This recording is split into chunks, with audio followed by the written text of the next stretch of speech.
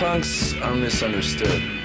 Most people, when they think of punks, they think of violent freaks rolling around in glass, beating each other up. When I think about punk, I think of the power, I think of the energy, I think of the possibilities for change. That's what punk's all about, change. It's about music by kids, for kids, reflecting the frustrations and the problems that kids face every day. The music most of us grew up with in the 70s was music by older people, singing about partying and cruising, things that we just couldn't relate to. That's not what we were feeling in our lives. And the media, they've always exploited the scene. They've always sensationalized the negative aspects, the violence. They never talked about the positive things. So that's why we started the Better Youth organization, because we felt that there was positive things and that they needed to be heard, and we were sick and tired of having this negative image. We want to put out a positive image. So this summer, we're going to go on tour across the country, and we're going to go and we're going to see the kids all over. We want to tell them that they can do these sort of things. They got to do it on their own, because no one's going to help them. You got to be an individual. You got to get off your ass. You got to be heard. If you got ideas, you got to say them. You got to let yourself be heard. Well, the Youth Brigade's a band with myself and my two brothers. Now, the Better Youth organization is something completely distinct and apart from that. It is an organization that puts out records, puts on shows, and generally supports the scene and tries to help things go along in a positive manner. And last year we did a show, probably the biggest show in punk show in LA history. There's almost 3,000 kids there, and with the little bit of money we made off that, we bought a bus. And now we're going to try and do our biggest project. We're going to take the bus, we're going to go out on tour around the country, and we're going to take a band called Social Distortion, who we really like, and we think we'll get along well with. Social Distortion's been together about 3 years, and this will be our first tour.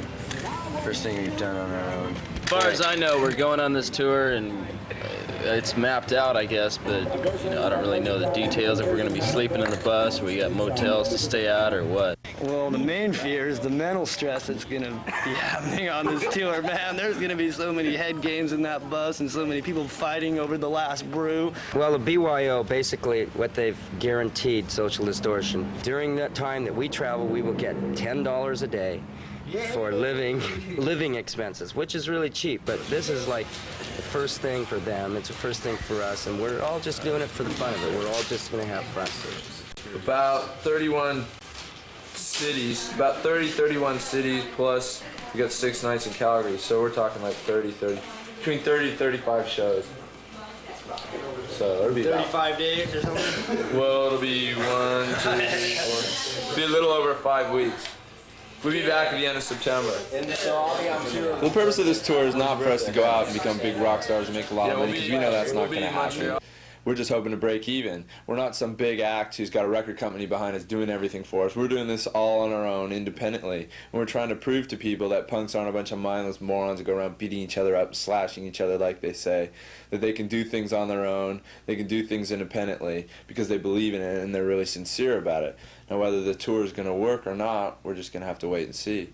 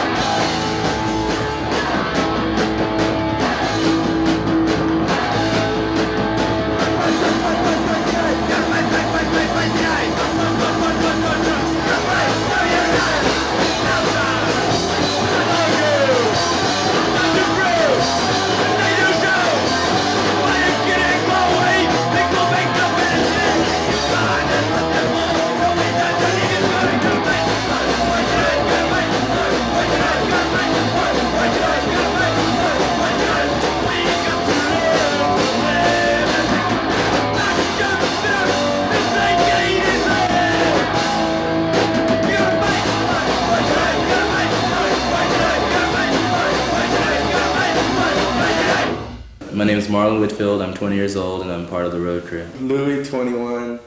I'm doing everything, driving, working on the bus. Dennis, 16, I play guitar. Okay, my name is Adam. I'm from the Youth Brigade. I'm 17. Brinson Michael Kitteridge, 19, road crew, learning a new profession. My name's Derek O'Brien. I'm 19 years old. I come from Orange County, California, and I play drama. Dennis, I'm 38. I'm Brian, I'm 19, I play bass with Social Distortion. I'm Mark Stern. I'm 21 years old. I play drums in the Youth Brigade. Michael, I started Social Distortion about summer of '78. I'm Dennis, I play guitar in Social Distortion. I'm old. Well, people call me Monk. My name is really Mark. I'm supposed to be make sure everything is coordinated and goes well with the van or the bus.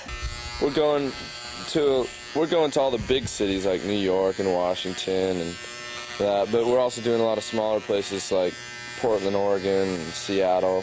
And then up in Canada, we're doing Calgary and Edmonton and Saskatoon and Winnipeg, which are places that bands haven't ever really played before. So I think the bus should hold out. It's only got 90,000 miles on it. No, well, we got Monk, and he's a mechanic.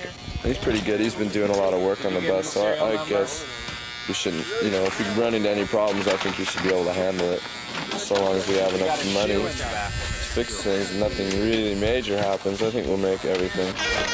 This is all the supplies right here.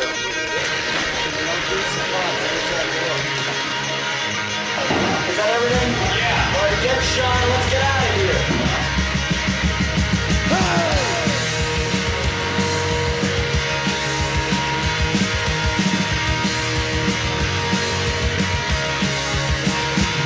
Well, I love the sound when I smash a glass. I get comfortable to kick my ass. Mommy is worried about the way I drink. Daddy can't figure out the way I think. They wake me up and tell them go to work. I some of those that shit I feel good. I can't wait till the show tonight. When I'm with my friends, everything's alright.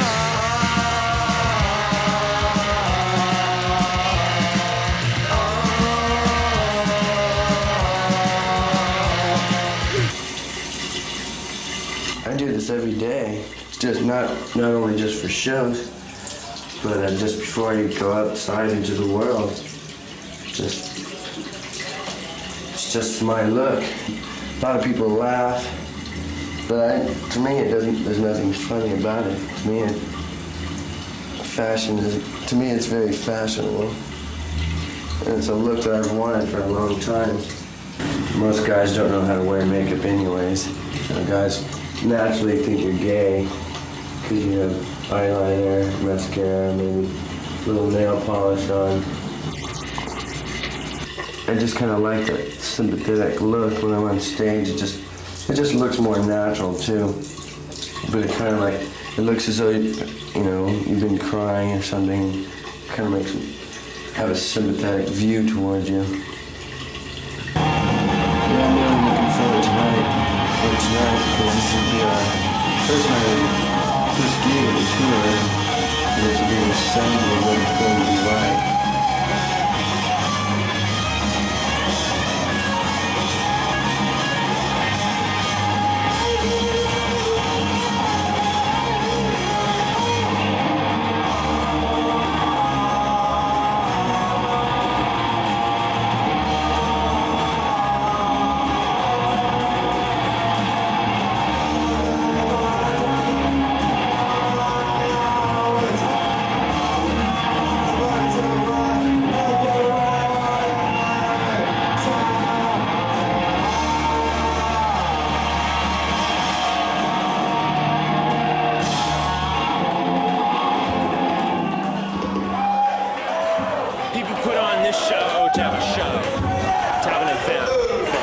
Whatever they fucking think, or whatever they call it, they put it on for the sake of that and not to make green. Anytime Steve Pritchard or any of these other assholes put on a show, they do it for the green. They do it to make money. And that's bullshit. The bands deserve the money. But half of it is the band's fault. The Cramps come through here and they play a bar, 21 and over. They ultimately eliminate 3/4 of their audience by playing a bar. What the hell are they gonna play a bar for? Who can go see them? Their fans can't fucking go see them. It's bullshit. The bands have got to accept responsibility. That's the good thing about this show, is the bands are out here, they're playing an underage show for nothing, man. $3 a head, it's nothing. The last time we played here, we got $250, and this time we got $40. God, we did a really good show. Everybody loved it. Get this out the front, please. It was a lot of fun. I think it was a total success, except for the fact that the son of a bitch ripped us off. They ripped us off at first, then we had to hassle him for more money just so we could pay the PDs. This is what he gave us. Rolls of pennies. Fucking cheap old fart.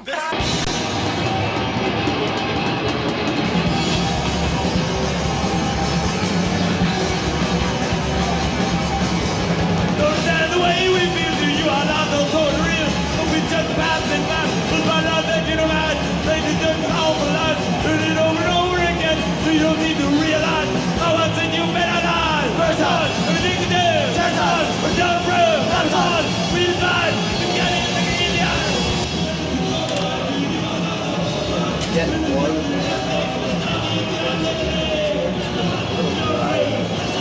Purple seems like a good color.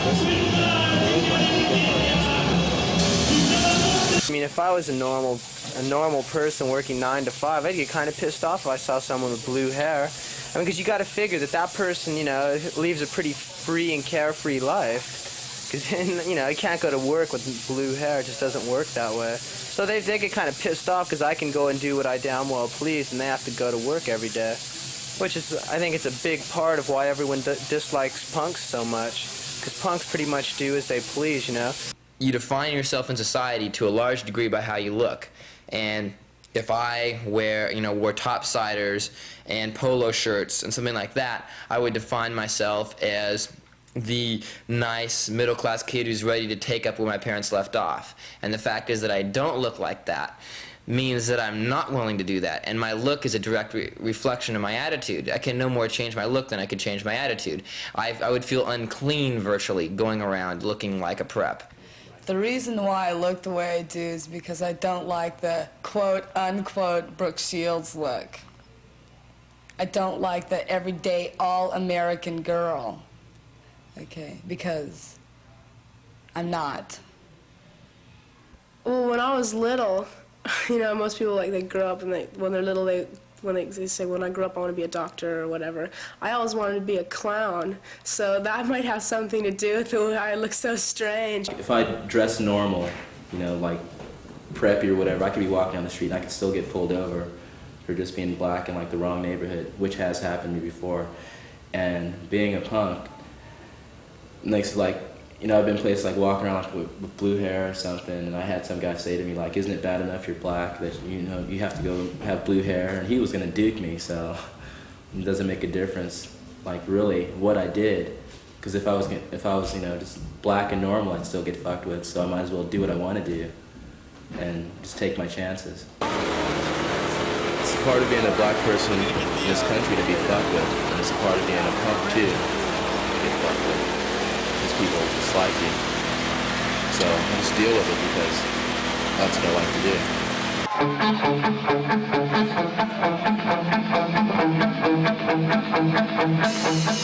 The tour's going really well right now. We're all having a really good time, and we're just about to go into Canada. We're all pretty curious to see what it seems like there. It's really neat how there's this like underground network of punks in every major city you go to. Each scene is like a union unto itself. I mean, there's different dances and there's different bands that put out their own things and try to put on shows themselves, and it's like really neat. And now we're about to go into Canada, and we're really curious to see what the scene's like there. Come on in, have some chili. Welcome to Calgary Manor. Yeah. Grab a bowl. No. Grab a bowl. Have some chili. Hold it. Have some chili before you fill. One big happy family. Extra old stock, high test, Canadian beer all the way. 6.5% alcohol, well approved. Canucks. Right. One for the manor. Canada! This is the best place we've hit so far. Like, Hey, give me a beer. Even though the bikers are pretty scary. we'll just like stay here till we play. Kids around here are great. I mean, this house is great. They're made us dinner, skateboard ramp outside. Kids are the It's really cool out here. Like all the comforts of home. Yeah, it's like the best city we've been to As so far as the far. punks go, yeah. As far as the kids, yeah.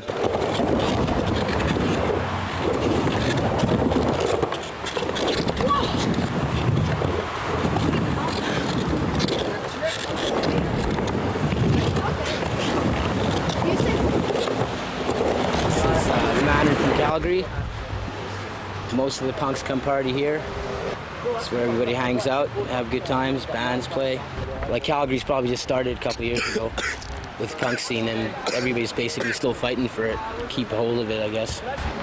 Why is it so tough here? Just because there's too many rednecks and cowboys. People are too narrow-minded, I guess, to listen to other music. They just look at you and call you names and shit, want to fight you. So you gotta do it once in a while.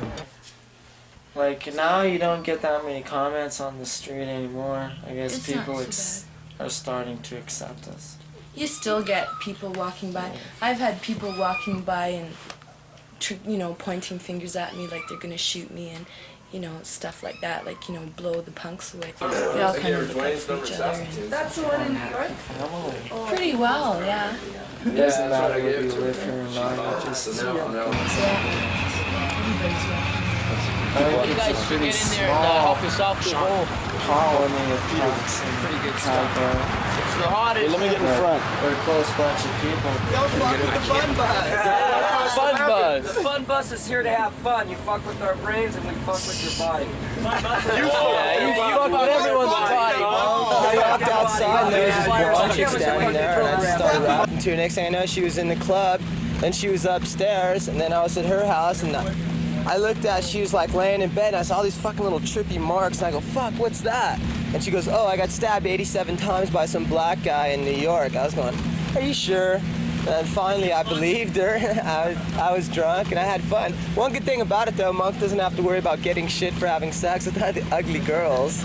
She still wasn't no Mohawk mania chick, but she wasn't so happening. So what'd you guys think of the girl? Boo, no way.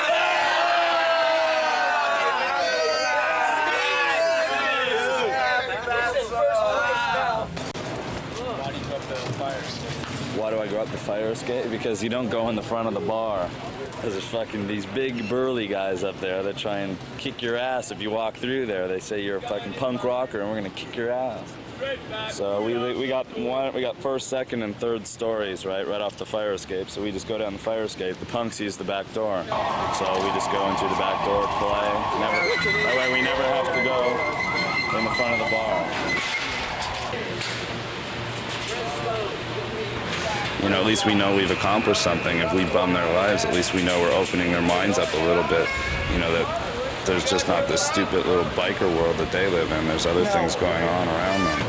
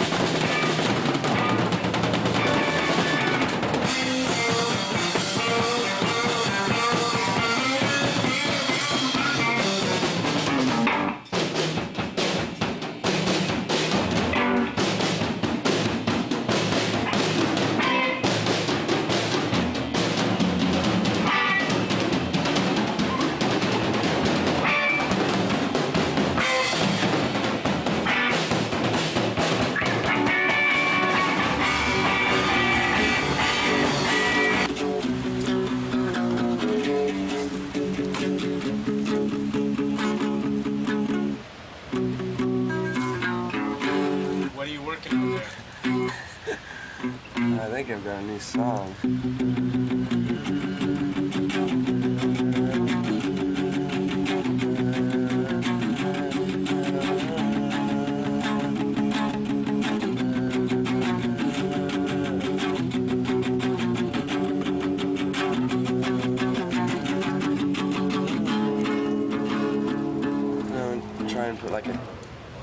type of chorus that steps up, like. That's about as far as I got. Any lyric ideas so far? No, I like to write. I don't know. I'm thinking about a lot of things on the tour. You know, I've got a lot of inspirations for writing some new songs. I thought of one title, something called Another State of Mind. In another state, in another state of mind. That was kind of witty. I'm playing in a band, I'm traveling, I'm making money. I'm making enough money to live. So that's what I'm doing. I'm living, and I'm living my lifestyle. Yeah. Give me your average day. Average day. Sleep in. Depends on what time I wake up. Watch Twilight Zone or something. Eat. I watch General Hospital in Rockford. And then let's see. I used to watch. Then I'd watch like Mary Tyler Moore and Bob Newhart. I'd eat again.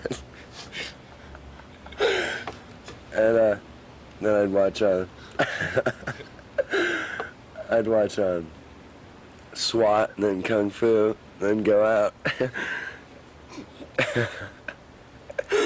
Drink with my friends, go to a show or something. Nightlife.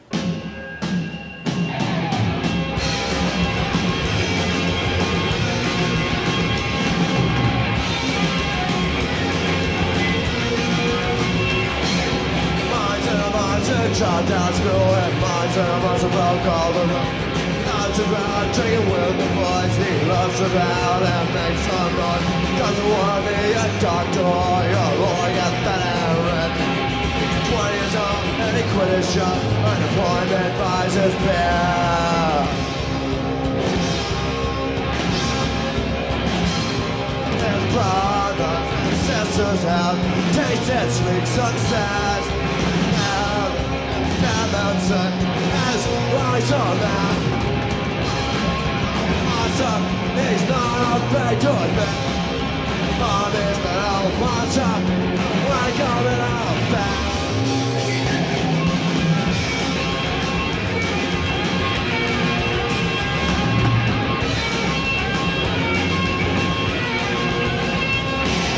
Mine's want to shoot, spend the drink. Mine's want to have sex at 15. Then for the street, she couldn't deal with all.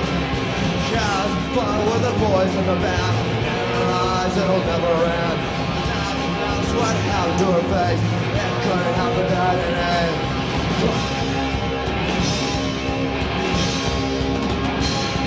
Her eyes are a deeper blue. She likes her hair that color too. She could even wear it. Doesn't make sure it'll come.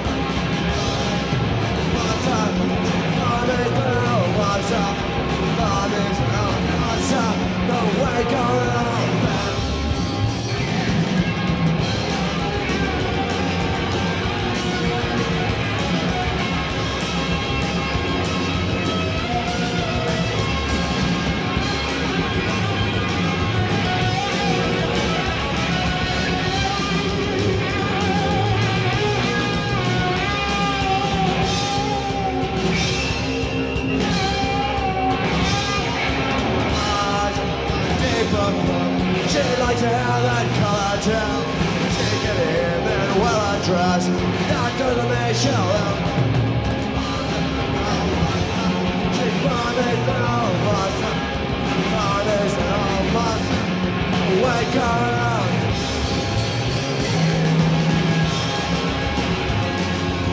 Well, the thing is, there's a lot of people think that the punks are out to like ruin the family structure and the family system or whatever.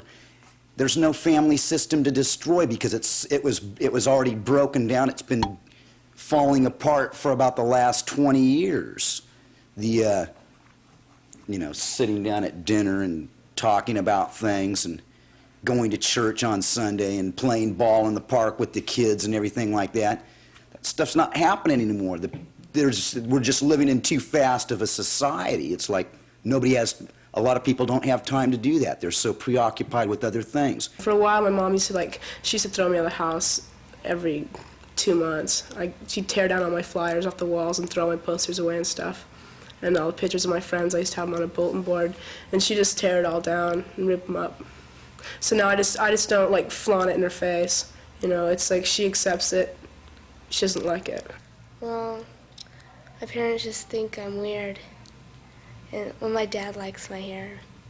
My ultimate goal in life isn't to be the nice capitalist tool, which, you know, I'll get paid good money and get a nice suburban home and have 2.2 kids and have 2 cars and a nice dog and everything like that. That's not my ideal. I'm not willing to sacrifice my life to do that. And the fact that I won't is really, I think, threatening to a lot of parents. It's threatening. I'm sure it's threatening to my parents in a way. My parents actually are more open-minded than some, so I can say that to a degree to them, and they don't absolutely freak out, but they still have a hard time recognizing it.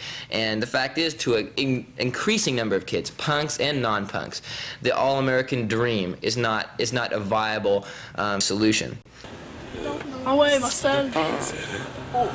Is that you? 1, 2, 3. 1, 2, 3, 4, 5, 6. 1, 2, 3, 4, 5, 6.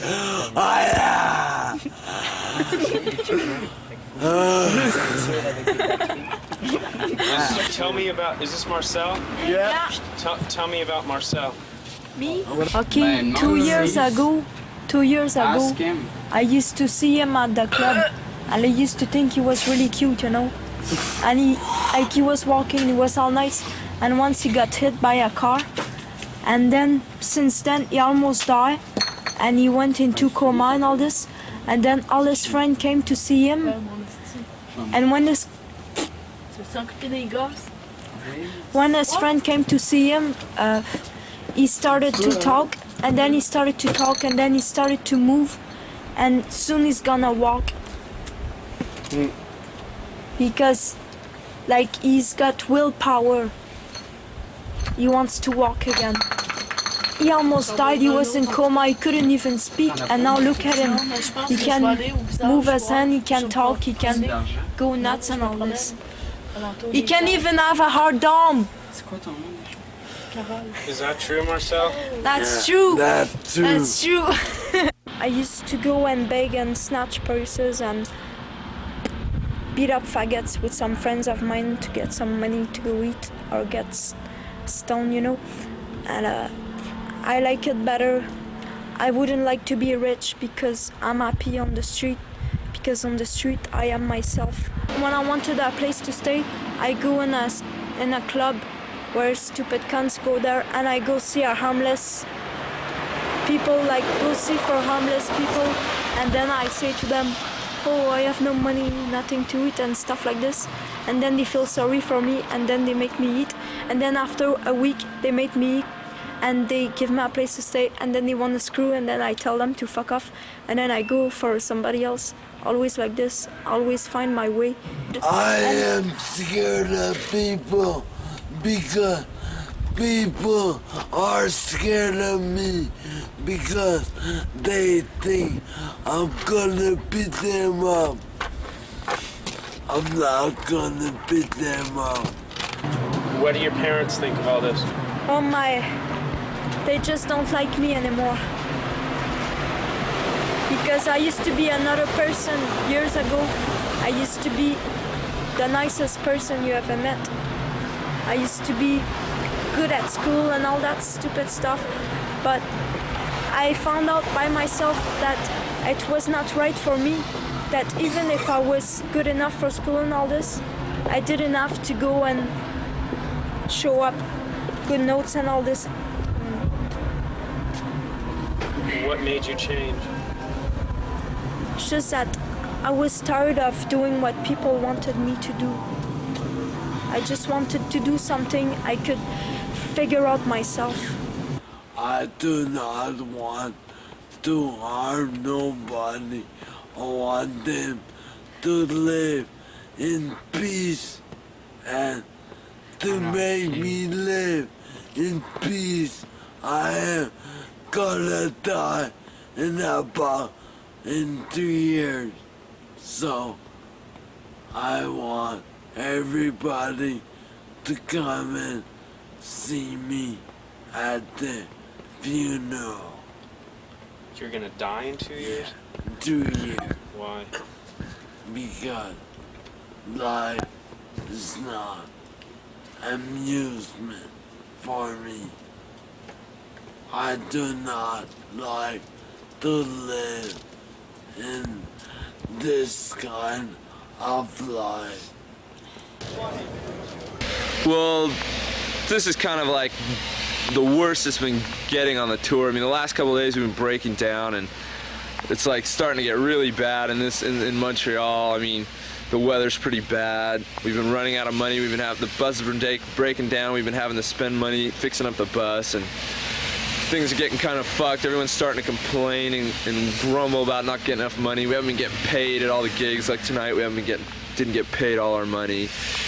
And then, I don't know, it seems like things are just kind of starting to fall apart.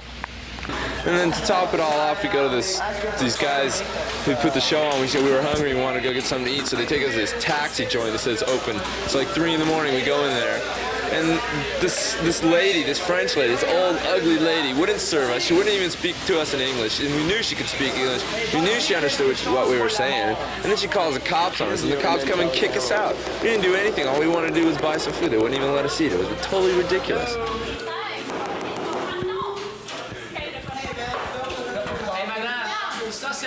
Film that hooker who just ran off. Why would she let me have a cup of coffee?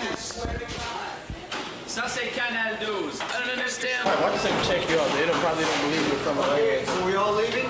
Yeah. Well, do we have a choice? Yes, I would. No. Get her, she looks sleepy. She looks Smile on the camera, the whole world is gonna see this. She's crazy. I guess she's afraid of us. She thinks we're gonna come in there to fuck with her or something.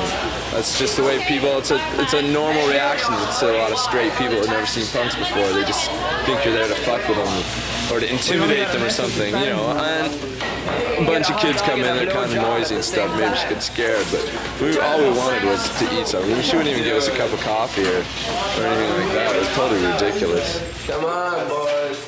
Whoa! I've got hives on my house. Lady's a witch. The money situation is starting to get pretty down, and people are starting to get on each other's nerves. Because money makes a big difference, I guess, which is a pretty sick thing to think about, but unfortunately it's true. When you're hungry and you don't have any money, the best things don't look as great as they did before. What about unity? What about unity? If you're hungry, nobody's unified. You know, if you got nothing to eat, there's nothing to be unified about. You can't be fed on unity.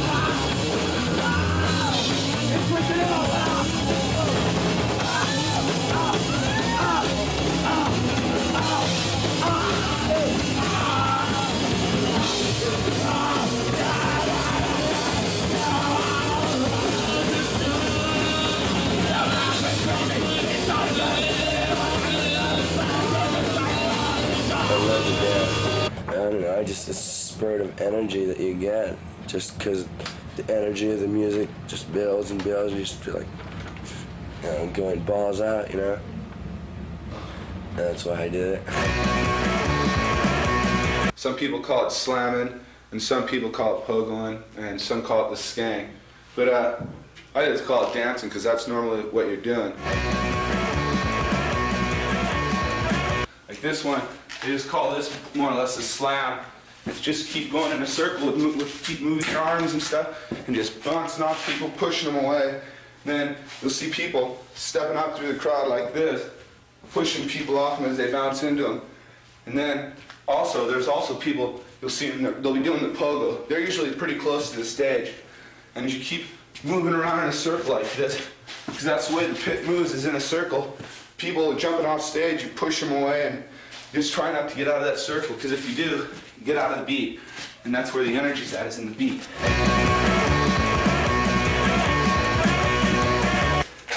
Just keeps going like this.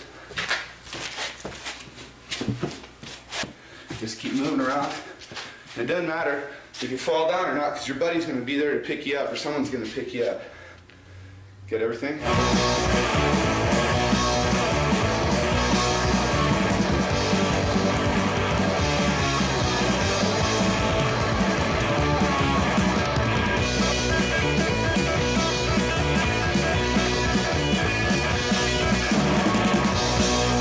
Well, the slam dance is just a real aggressive type of dance. It's almost like, you know, something you would see in a football game. But the people that are doing it, they're all basically friends. They know each other. So nobody really, very seldom gets hurt. It looks very violent, very rough, but, you know, everybody just bounces off of each other, rolls around. They just have a good time. You can get hurt, you can, if you're a girl. So from a girl's point of view, I don't think that slamming is advisable, or I think it's pretty stupid, but it's a good thing, it's a good way to get your aggressions out if you're a guy, because you can go out there and guys can usually handle it. I used to slam dance. I used to be the only girl out there slam dancing. And I got my leg broken. America is built around the whole idea of the John Wayne ethic of us versus them. Let's beat the shit out of the other guy before he beats the shit out of you. And really, when you look at it, that the people that are criticizing the punks for slamming are these macho Americans, fat, overage, middle-aged Americans sitting in their armchairs watching other people beat the shit out of each other on TV every Sunday afternoon. But when it comes down to some people all at once having a good time with their friends, just where there's no competition, it's just everyone having a good time. They call it random chaos or very violent, when that's not what it is at all.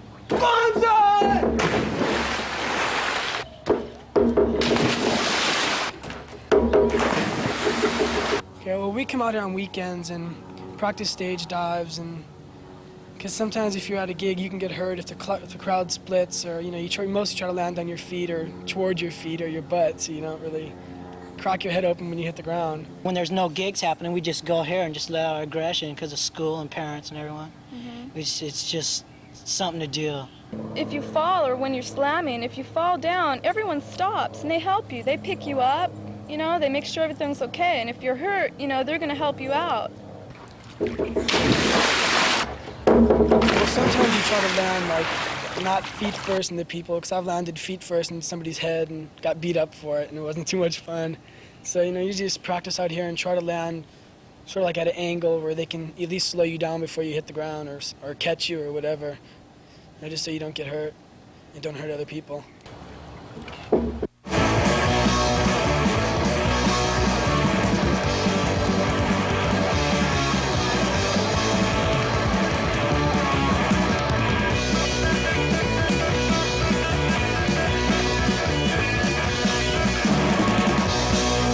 Some kids say that when they're out dancing at a punk show that it's not violent, but that's really a joke because it is violent. The whole nature of the dance is violent, the way kids swinging around. It just looks like they're beating each other up. The thing is it's not a malicious violence. It's not negative. They're not out there to hurt each other. They're out there getting their aggressions out. I mean, they got a lot of pent-up angers and hates and frustrations, and like a lot of things about the world that piss them off, and it's just a release, an energy release.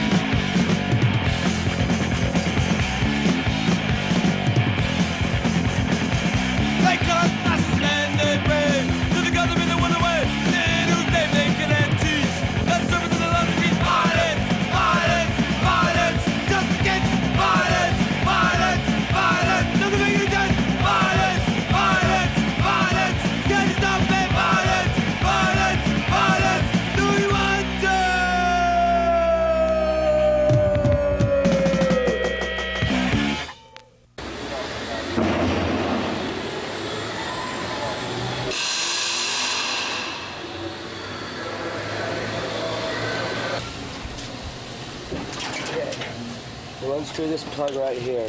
That one? Yeah, right there. And we'll fill the gearing box fluid so we don't get the jaw wobbles again. No more jaw wobbles.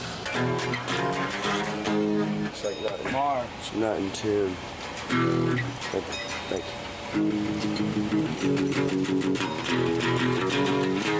and just, okay, this is how the chorus can either go from A, C, to G,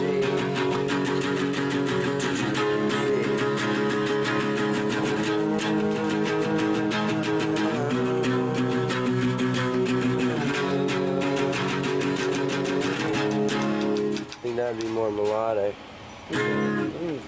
Well, try. Just 1, 2, 3, 4, and vocals. 1, 2, 3, 4. Okay, so remember that change? I'll just follow you. Okay.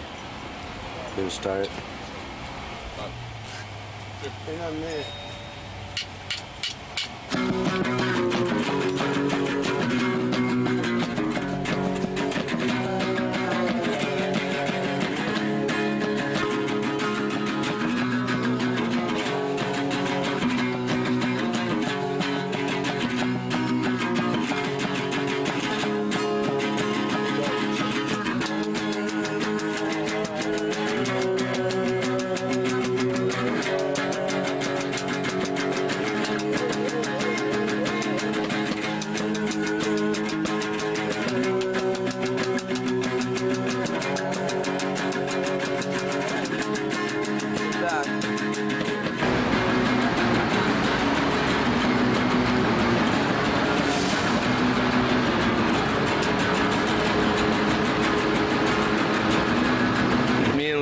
Leaving for LA or just catching a bus out. I mean, the bus broke, you know, the tour bus broke down here, and I'm not going to be wandering the streets of Detroit just for, I've lived here before. I mean, it's dangerous. I'm not into it. We're cut now.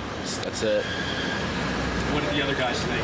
Oh, they're bummed. I mean, a lot of them, I think, like Brent wants to go too, but the band's like holding him back. He's got like the loyalty to the band thing, but everybody's pretty much pissed off and wants to go home. I think they're just like holding on to something that's like gonna fuck up pretty soon anyway. I don't feel guilty for leaving because everybody wants to leave. Everybody's tired of it. I mean, 11 guys in a bus is just like, it's cabin fever. Nobody's like, was prepared for that, dealing with everybody else's personality and stuff. And I just happen to have like a way to get home.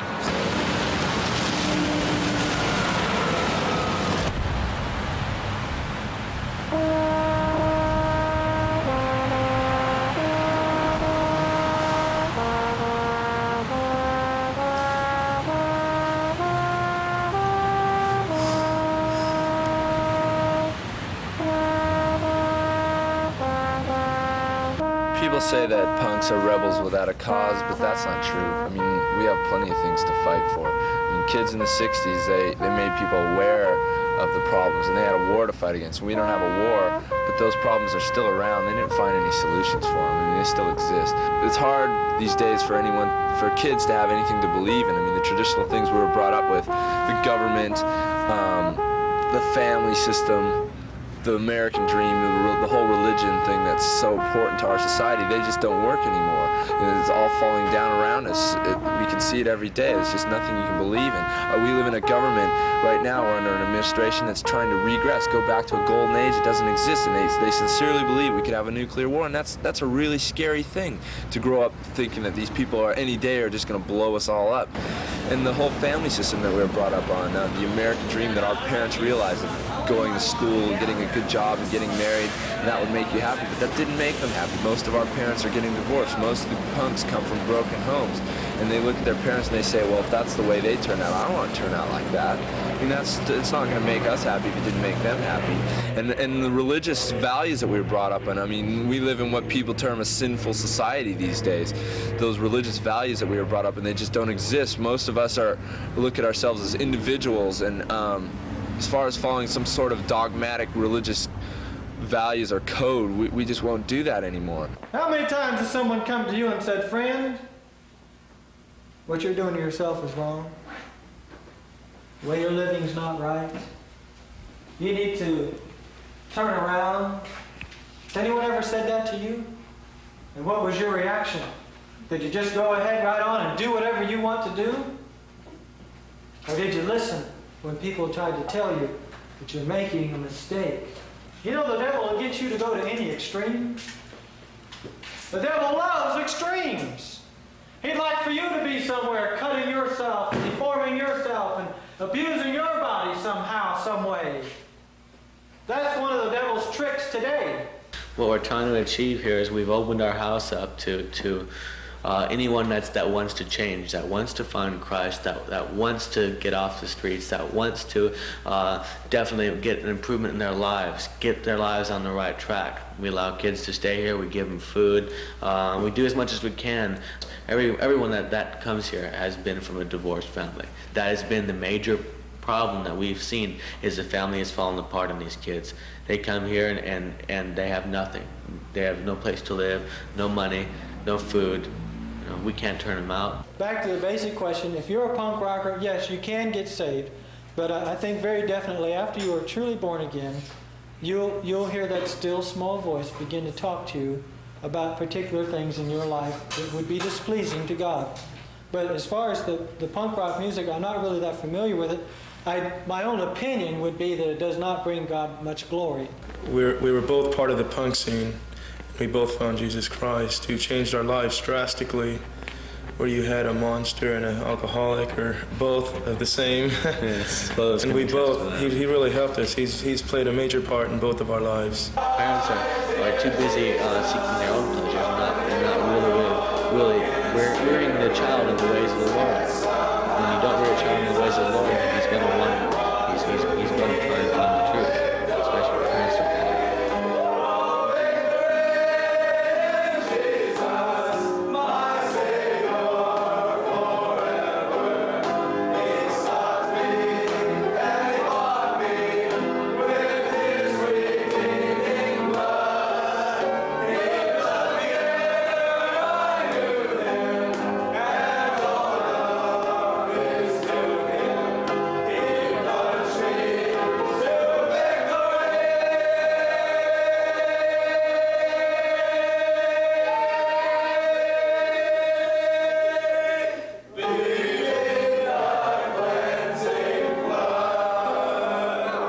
One of the, I think, the presets of punk is that you don't accept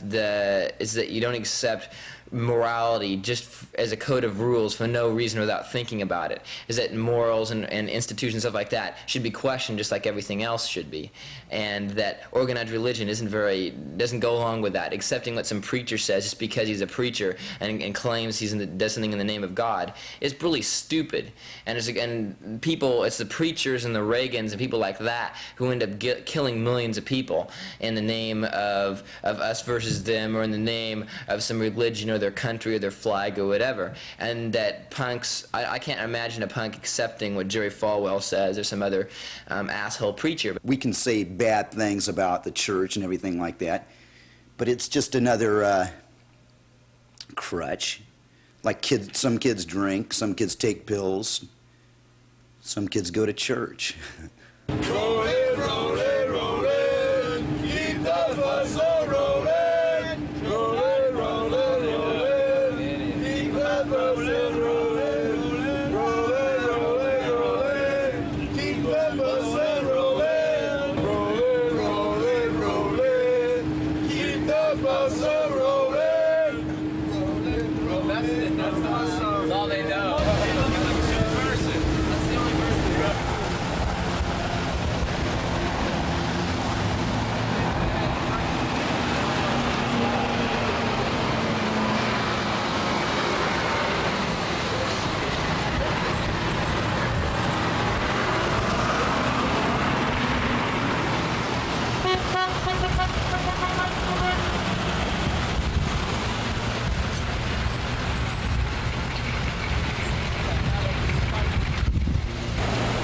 Distributor's not turning. I mean, I don't know what the fuck, man. I didn't hear it do anything. It's the same thing it did like I didn't even fucking hear nothing, man. I was sitting right there. I was right behind you, man. How the fuck did that happen?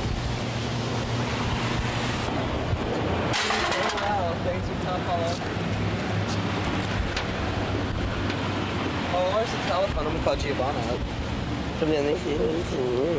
Fuck you then, you sleep outside, dick. We're at Constitution and 12th, right around the corner from the Washington Monument. Yeah, this is a one big ugly yellow bus.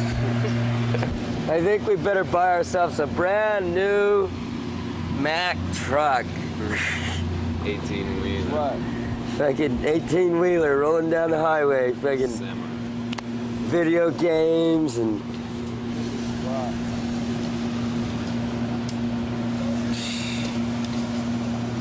It's a good thing we're a mobile society. And they already went out and bought hamburger meat, rolls. They got beer from the basement, a couple cases, so you, me, and Brent are gonna style. Shine the rest of the rats in the sinking ship. Well, I'm not shining them. I got them a place to stay at least. When are they gonna come pick us up? Like, bring the station wagon. Well, just bring a car for 3. Everybody to their own life. When the times get hard, the fucking people get moving.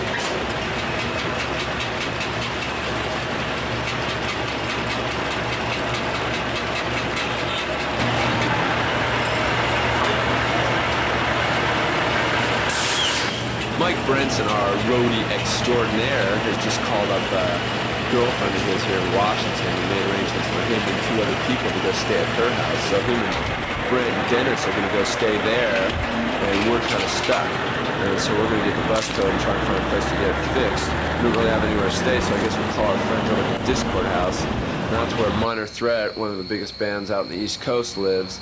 They're kind of responsible for starting the straight edge movement, which is pretty much an anti-drug, anti-drink, anti-one-night stand movement that's gained a lot of notoriety around the country. And I think it's a pretty neat thing. I don't think they agree with all of it, but I respect them for it.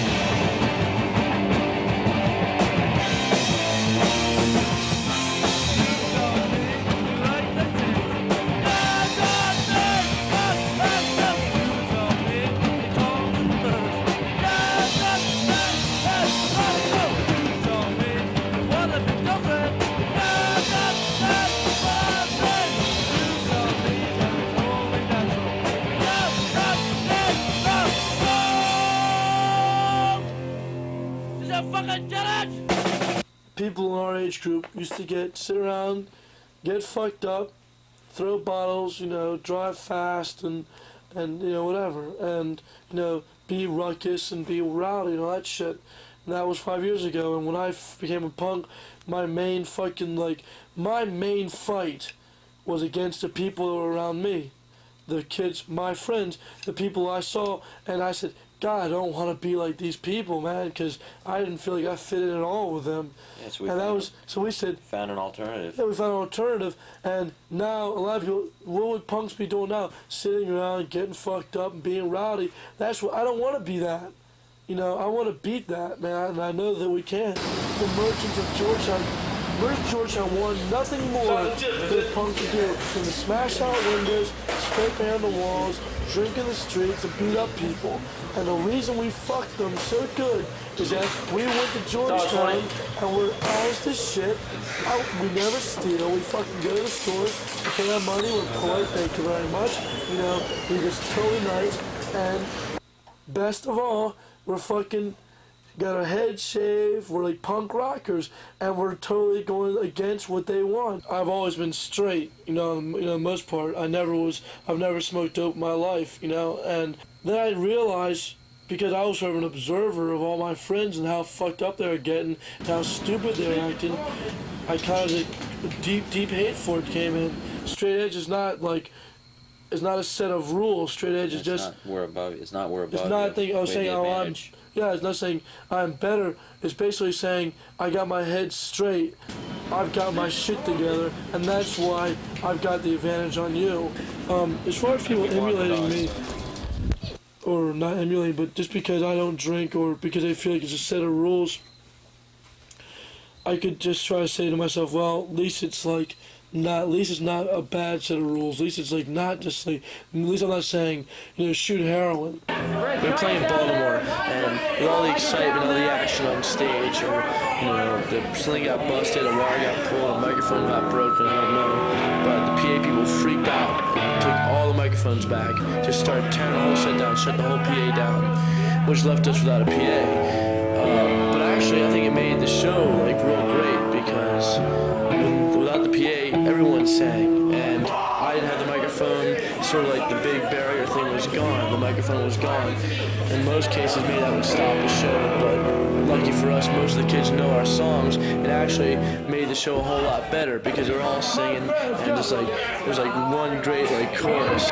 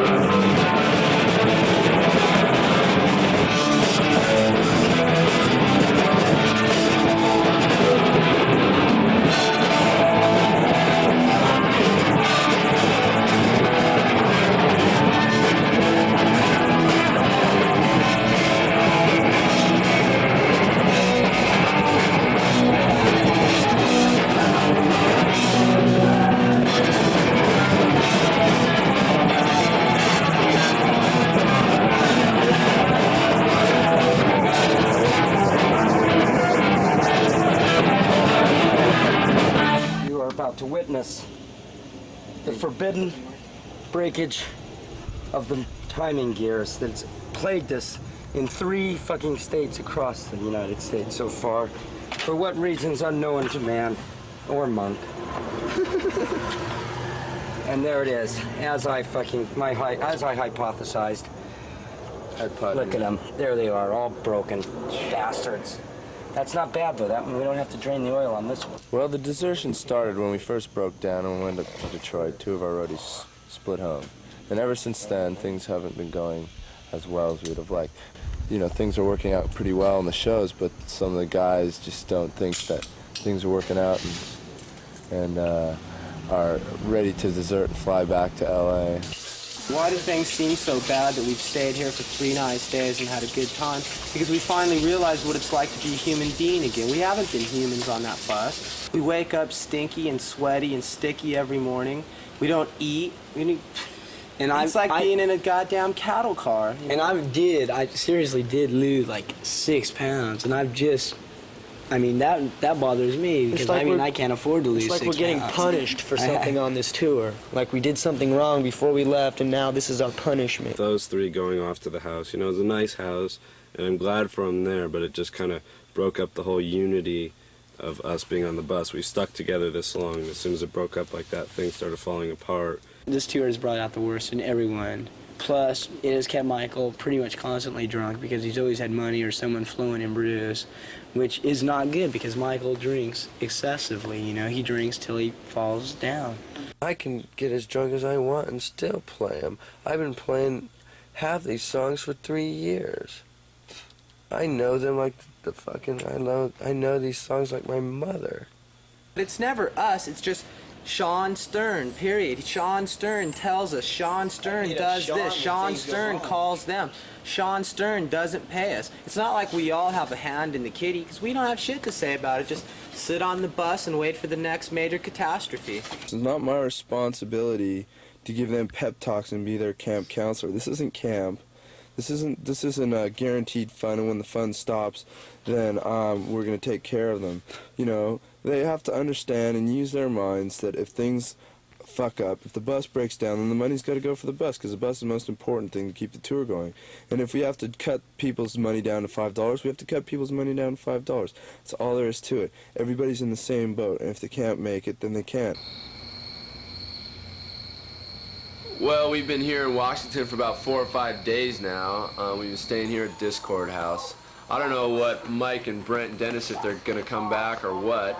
The bus hasn't been fixed yet, so we've just been staying here trying to keep ourselves occupied. Modern Threat's been really cool, really hospitable. They've put us up and been really nice. We heard a lot about Washington scene before we came here, and it's like really lived up to its expectations, if not more. I'd probably say that Washington and the Baltimore area have the biggest scene in the country outside of LA, and it's really energetic. It's a lot of fun. The kids are really nice. Everybody's been really supportive of what we're doing. We've been meeting a lot of really interesting people.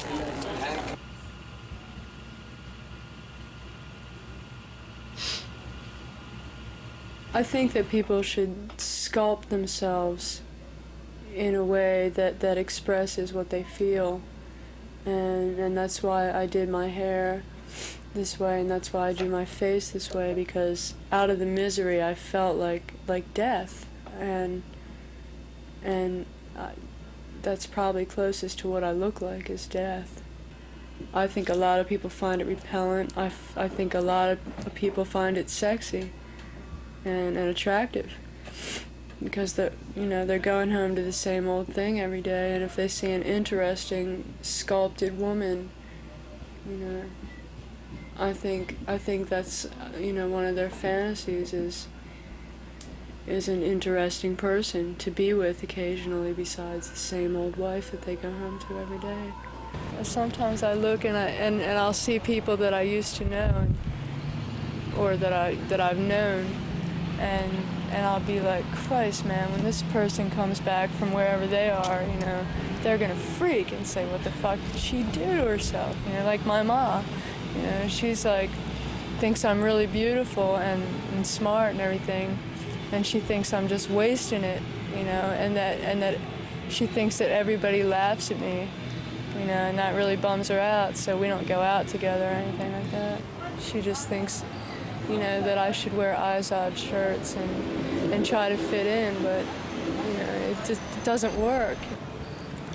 My mother's shrink won't let her see me because he thinks it's real destructive to her, even though he thinks I should do what I want. I'm 23, I should be able to do whatever I want. I don't go see her because it upsets her. I was 13 and 12, and I was going away for days and days, and my parents weren't real fond of that. I was addicted to Seconal and Valium, and I was living in my closet for a while, a long while, and I was always cutting myself up, bashing things and into my head.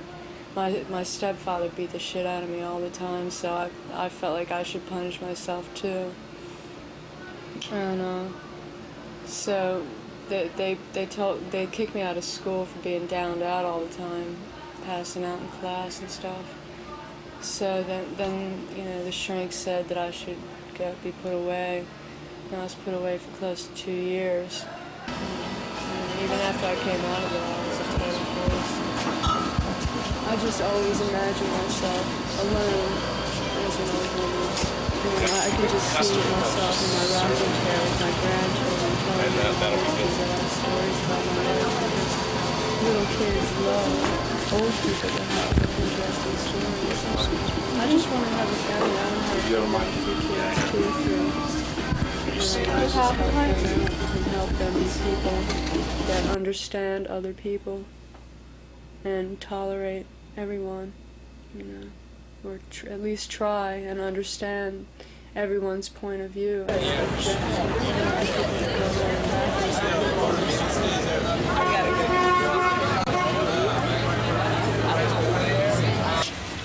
guess they left.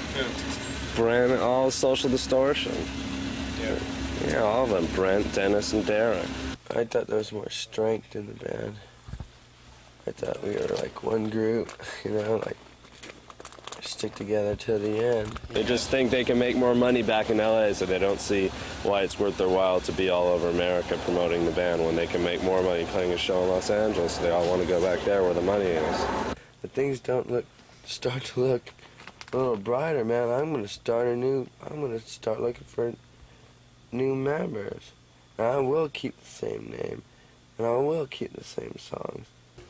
Everything's kind of faded to black on the tour, so I might as well do my hair black too, kind of a little reflection of the way things have gone and the way I feel right now. So I'm kind of depressed. We've been here a week, I've been getting harassed a lot. I'm getting in a lot of trouble, sort of. Everyone's just kind of down because the tour's going so bad, so people crack under pressure. We'll limp on home in decent fashion. I think we've only got 2 shows left or so. Would you call it a waste of time? Fuck, no way.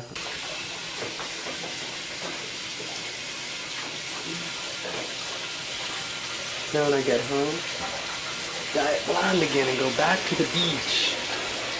Style.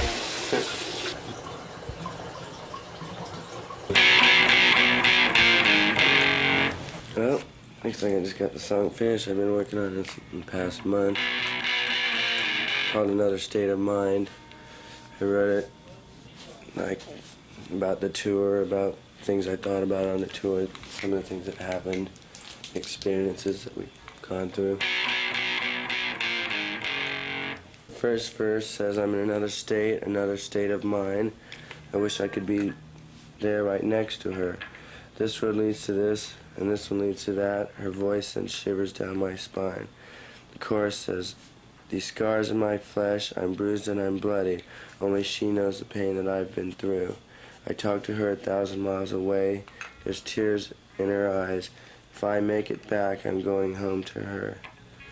And then that's what I've got so far.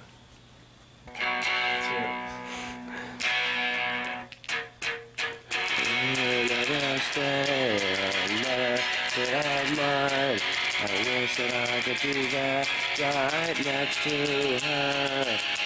This road leads to this, and this road leads to that. Her voice sends shivers down my spine. These scars in my flesh, I'm bruised and I'm bloodied. Only she knows the pain that I've been through. Talk to her 1,000 miles away, there's tears in her eyes. I make it back, going home to her. The rest of the band is gone. Our band can't finish the tour. So all I'd be stinking around for is roading for Youth Brigade. And I'd probably be getting in the way more than I would be helping. So just figured I'd go home. I had a great time. It was fun. It was the best summer I ever had. The king. All right, man. Take care. Don't badmouth myself. Don't badmouth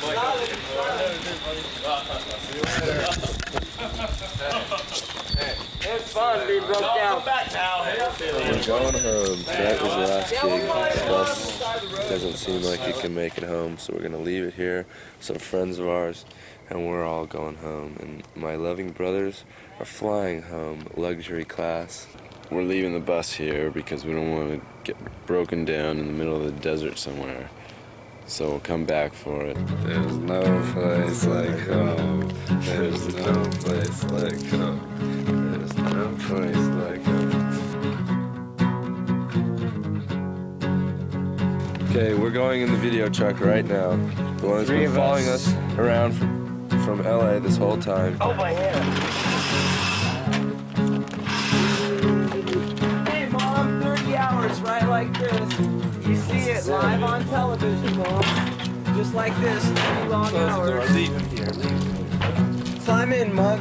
Get to your spot for the next 2 days. LA, next stop, see you later.